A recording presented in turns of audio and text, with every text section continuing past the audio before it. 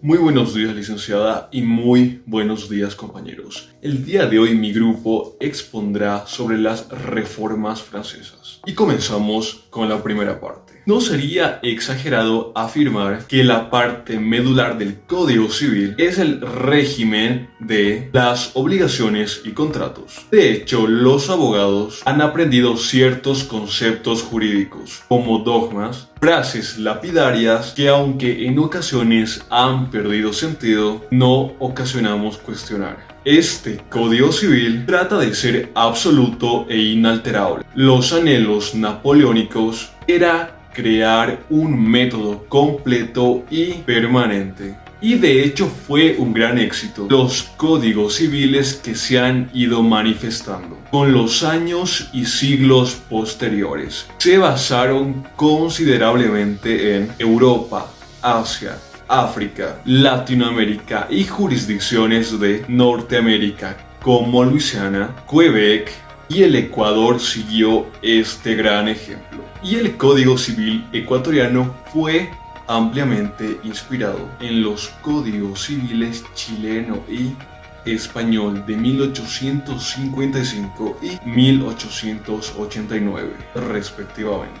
Desde el año 2004 aparecieron movimientos que quisieron retomar el Código Civil, ya que el derecho de facto ha ido evolucionando fuera de los límites del código. El principal ejemplo de esta evolución es el Reglamento sobre Obligaciones y Contratos, conocidos como Roma I, promulgado por la Unión Europea. La comisión encargada de la redacción del código estuvo compuesta por el presidente de la Corte de Casación, Tronchet, el juez de la misma corte, Malville, el alto oficial administrativo, Portalis, y el antiguo miembro del Parlamento de París, Bigot de Briand-Mineu. La comisión estuvo bajo la dirección de Cambacérès y esta finalmente fue revisado por el Consejo de Estado, presidido por Napoleón Bonaparte, antes de ser enviado al Parlamento para su aprobación.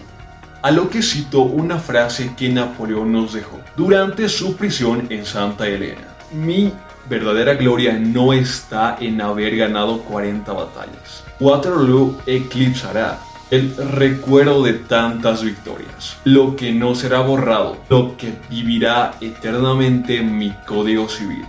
Esto fue mencionado por Napoleón durante su encierro y prisión en Santa Elena. Ahora continúan con el desarrollo mis compañeros.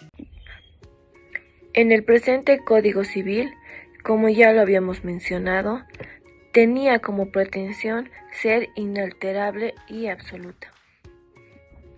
El ya mencionado código sirvió como base de los siguientes.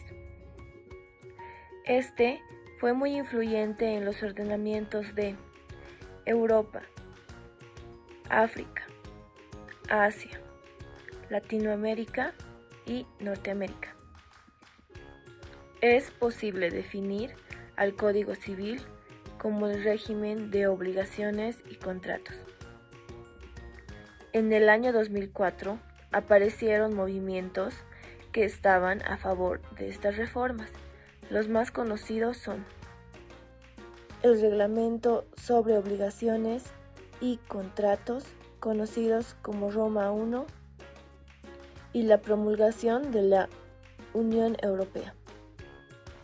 En el Reglamento sobre las obligaciones y contratos en Roma I podemos mencionar que la definición de obligaciones según la escuela clásica es el vínculo jurídico que nos apremia a pagar a otro alguna cosa. Esta se da entre dos personas, de la cual una está obligado a ejercer la función de exigir y la otra de cumplir. La obligación en Roma es el vínculo jurídico por el que estamos constreñidos necesariamente a determinar una prestación. Este puede ser según el ordenamiento jurídico de la ciudad en la que vivimos.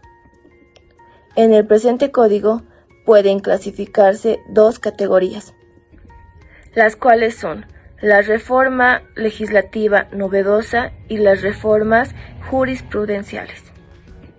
Tengamos en cuenta que el Código Civil Napoleón marcó una parte en la codificación del derecho civil de los países de herencia romano-canónica y el Código Civil de 1928, y por consiguiente los códigos del año 2000, así también el Código del Distrito Federal, el cual tiene varios artículos de origen francés.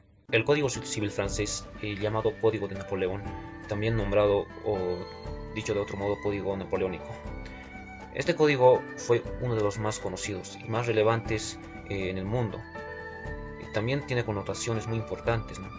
Esta ley o este código fue aprobado por la ley del 21 de marzo de 1804 y esto todavía en vigor, ¿no?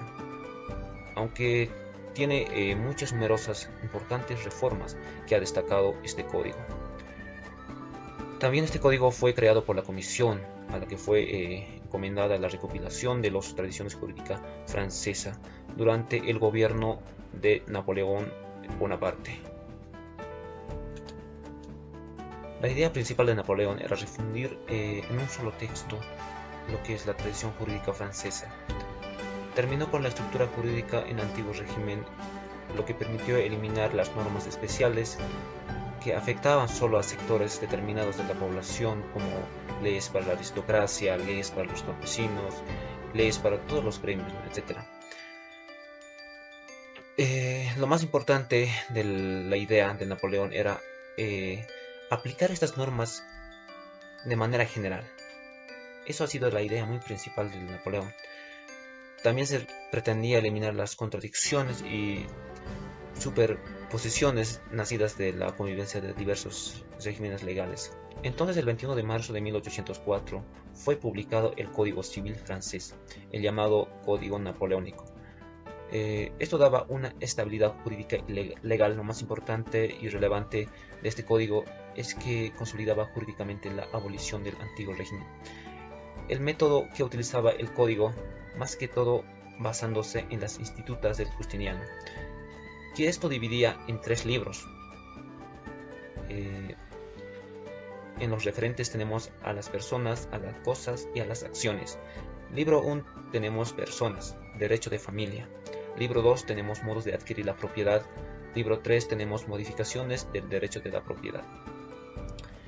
Este código satisface las necesidades de todos los de la clase burguesía, también de la sociedad de desarrollo bajo la idea liberal del capitalismo. Por supuesto, de igual manera, la legislación napoleónica estaba dividida de forma similar en 4 secciones principales, lo cuales eran personas, propiedad, adquisición de la propiedad, también procedimiento civil. Esto fue imponiendo en los territorios de toda Europa a partir de las guerras napoleónicas, por lo tanto influyó en todas las codificaciones del siglo XIX, tanto en la Europa como en Latinoamérica. Bueno, para concluir voy a dar a conocer nuestra opinión grupal acerca de las reformas al Código Napoleónico, los que más nos llamaron la atención fue el caso del divorcio. Antes, una mujer cuando quería divorciarse de su pareja tenía que sufrir maltratos, humillaciones, hasta incluso la metían presa, hasta llegaron al extremo de matar a la mujer. Hoy en día, en nuestro Código de las Familias ya no se necesita lo que es el consentimiento de ambas partes. Con el consentimiento de una de las partes ya se puede consagrar lo que es el divorcio. Antes, en nuestro Código Civil, tenían que pasar años y años para que se pueda consagrar este divorcio. Incluso tenían que estar ambas partes de acuerdo. Una de las reformas más importantes también fue el caso de la educación, ya que antes solo los de la sociedad alta podían gozar de ella. Pero con esta reforma, todo ciudadano francés tenía el goce del derecho a la educación, como actualmente sucede en nuestro país de Bolivia. En nuestro país, todo ciudadano boliviano tiene derecho a la educación, ya sea su edad, cultura, creencia, todos tienen derecho a la educación, sin discriminación alguna. Otro tema que también nos llamó la atención fue el caso de los impuestos. Hoy en día sabemos que todos los ciudadanos pagamos impuestos sin que nos demos cuenta. Pagamos impuestos. Antes igual lo hacían. ¿Para qué? Para que su población pueda crecer en diferentes ámbitos, ya sea en educación, salud, trabajo y entre otros. Bueno, con esto estamos concluyendo lo que es el tema de las reformas al Código francés, también llamado Código Napoleónico. Muchas gracias por su atención.